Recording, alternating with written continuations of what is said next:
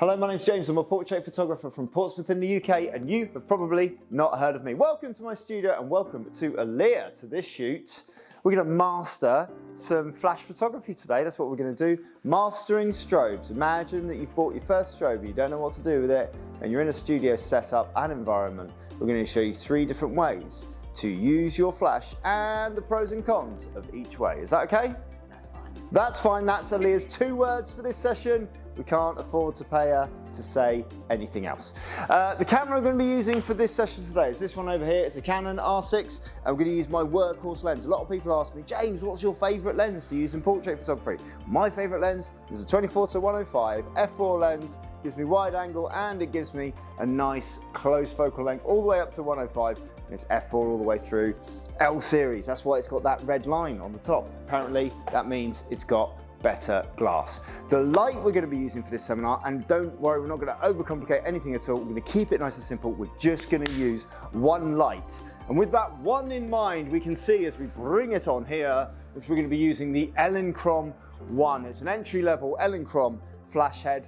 Comes completely wireless, it's USB-C chargeable, which I find really, really useful. So it works with a range of chargers, although you should always use the official charger. And we're going to be using my favorite modifier, which is an octabox. A modifier in light is a thing that we use to modify light, either to make light more restricted, like a snoot with a grid on, or to make it nice and big and soft, like a great big 2-meter scree or something like that. We're going halfway in between the two. We're doing this with a roughly 1-meter octabox. I think it's an 85. I'll put a note now as to what actual size this is because I can never remember. I'm using a C-stand with weights on the bottom because I like it to be nice and sturdy and not fall off and not fall all over the place. Nice and simple there. And we're just going to set the light for the first portrait here, just around and to the front of our subject, which is where most people start when they're using their first flash. If you have an on-camera flash, this is where the flash would be. It's a little bit higher than it would be, but if you had an on-camera flash, it'd be at the top of the camera. If you had a hot shoe with a speed light in it, this is where it'd be at the top of the camera. And this is just where we're putting it in studio. We're just mirroring that by putting it at the top of our C-stand here. Camera settings, ISO 100, 160th of a second. I'm going to shoot around about f8 on this one to maintain detail all the way through. f8's my favourite f number. I know a lot of photographers out there like f1.2. I like f8, that's my favourite f number. We've come with a very street look for Aleah here. Let's have a look at this here. Aleah in her street clothes with her street trousers and her street shoes with slight pink bits that match the pink backdrop. That isn't a coincidence, that was done on purpose. And with the cool hat as well. And what that hat's going to do is going to become very, very important on step 3 of this seminar. So stay tuned for step 3 because I'll explain why the hat's important for that. Very simple lighting setup though. As we look, as we always do, we're going to take a little look at this light here and we're going to draw a line from this side over here. We're going to come around here.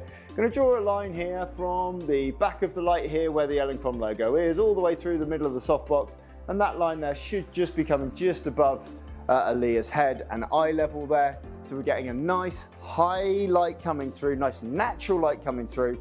And when we take the first portrait, hands on the hips, nice and simple there, looking towards me, 3, 2, 1, go. Perfect. And there's our first picture there, very simple, just on the pink backdrop.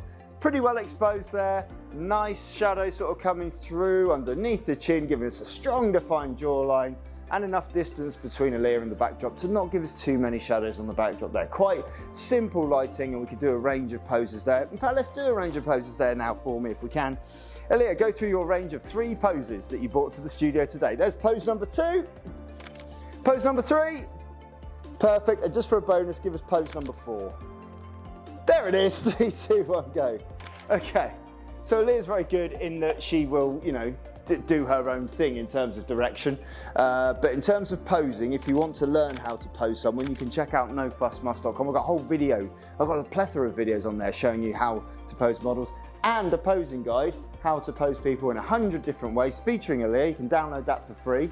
Just visit nofussmus.com, we'll show you how to do that. That's lighting setup number 1. Lighting setup number 2, if we want to change it slightly, this lighting setup's nice, but it's flat and it can be fairly boring, and we maybe want to add a little bit more drama into the shot there. What we're going to do is we're going to bring the light round here, 45 degrees round, and we're going to bring it 45 degrees up, and angle the light 45 degrees down. And this is my go-to lighting setup. The benefit of this lighting setup for this shot here is that we now have this clear space to shoot in. So we don't have the tripod and the stand and the light all in front of us. We've got a lovely clear space here to work with Aleah. She's slightly on the left of the backdrop, as we can see there. And I want her in the middle so that we've got as much space to work with as possible, because we're going to do some action shots in a minute. Remember I told you about the hat? That's coming up in the next step. Not this step, it's coming up in the next one. Aleah is now going to take a side step to the right here, mirroring me. That's part 1 of my How to Pose People course, available online. Because she's moved that distance, she's now further away from the light. So the light is now less powerful, so I now need to move the light towards her here the same distance. Provided that light's the same distance away from Aleah, it should be the same strength and we should have the same exposure there. Can you remember pose number 2? There it is, perfect. 3, 2, now what she's done naturally there, which is really, really key, we'll take that shot here. What she's done naturally there as well, which is really, really good, was that she turned towards the light. If she turns the other way, facing this way there for me, and crosses the arms and looks at me, we'll see that although we do get light on the face, we don't get as much light on the face as we got in the previous shot. This light here, straight into the face. This one here, much more broad lit shot there. Gives us 2 different types of facial lighting, which gives us 2 different types of looks and feels. From this range here though, we can, with our 24 to 105 lens, is we can actually take a range of photos without adjusting too much. Looking straight towards me, hands on hips here, we can take a shot with this lens here from this distance that's half length. We'll do that one again so we don't get a blink. There we go. We've got a better smile on the second one. There we go. That's better. And without moving anything or changing anything, I can just zoom in and just get a close up there. And then if we ask you to turn towards the light this way, hold that there. And then if we just get you just to cross the arms in front of you there, 3, 2, 1, go. And then by zooming out again, 3, 2, 1, go. So just by using the focal length from where I was, we can do close-up shots of the head and face. We can do half-length shots showing off fitness because Aleah's very, very fit. She's got guns, show us your guns, look at those guns. Or we can do one there where it's a little bit wider using the whole backdrop. And also by moving this light round, we don't have the shadow directly behind Aleah. The shadow is sort of falling over to the side here, so there's less shadow on the background in that shot. So that's moving the flash number 2. Moving the flash number 3 comes here, where we're going to move it all the way, rock around the clock here, behind. And what this should do is should give us a completely different feel to the image altogether. With this shot, the light is coming from the back here. Remember, there's no other light in the studio here. If we take the flash trigger off and we take a shot without any flash at all, we'll see that we get a shot that's completely black.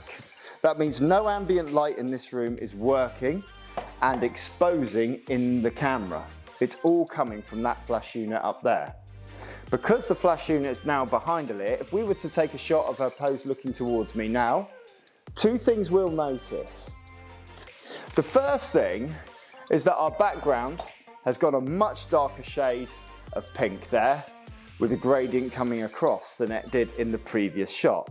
The second thing we'll notice is that we can't see Aleah's face because it's almost entirely in shadow there. So for this next shot, we're going to get Aleah to turn around and face towards me this way.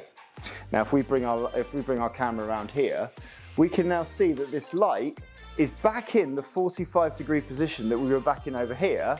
It's just that the whole set has moved round 90 degrees this way. That means we are getting light on the face. It's just that we're not going to get Aleah to look into the camera. We're going to get her to do a nice profile picture here. Hand towards the lower part of the back. Really stretch those shoulders back there for me and looking up towards those pictures there. 3, 2, 1, go. Stunning shot. Something a little bit different there. Something that for those profile pictures, for your social media, will probably help in terms of scroll stopping. That's what we're looking to do with these sorts of images there. Get people to stop their phones, get people to do something that's a little bit different. We can even from this position here, and we'll move this back even further so we don't really get that shadow on the background, and we're going to move it up higher here, because I'm going to want Aleah to come up a little bit higher. And the way she's going to come up a little bit higher is by doing a little bit of a jump for us here, okay? So after 3, Aleah's going to give us a very, very short sports jump. When she's at the top of the jump, she should stop because she'll be coming back down. And it's at that point I'm going to want to take the photograph, freeze the action with the flash that's syncing at 1/160th of a second. This is without high-speed sync, and we should get a pin-sharp image here. The reason why we've got Aleah to wear a hat is because in this shot there's the potential that hair can go up all over the place. And you might get the perfect shot with the leg in the right position and the bicep looking great and the clothing on point and the lighting on point, but the hair comes all across the face and it's completely ruined. So in this instance, we've kept it out of the face, we're making it a non-factor here in terms of that. We'll get a little bit of movement at the back here, but overall, we should get a really, really strong portrait. I'm going to come down lower, coming down onto my knees here, which gives Aleah an elevated position within the frame, which should make this jump look even higher. I'm going to pre-focus here. In 3, 2, 1, go. Yes. And there we go. Shape and form and almost a silhouette style shot there that gives us something different. 3 completely different images with 1 entry-level light, and just using the focal length in a zoom lens that's got a 24-105 range, we can create different looks, different feels, and we shouldn't be restricted by where the light is traditionally in the studio. Have a play around with where your light should go, have a play around with different positions, and have a play around with how it affects the mood and the feel of the portrait. Aleah, how would you describe this experience in a sound? Pew. I like it. Let's clip it. All the best.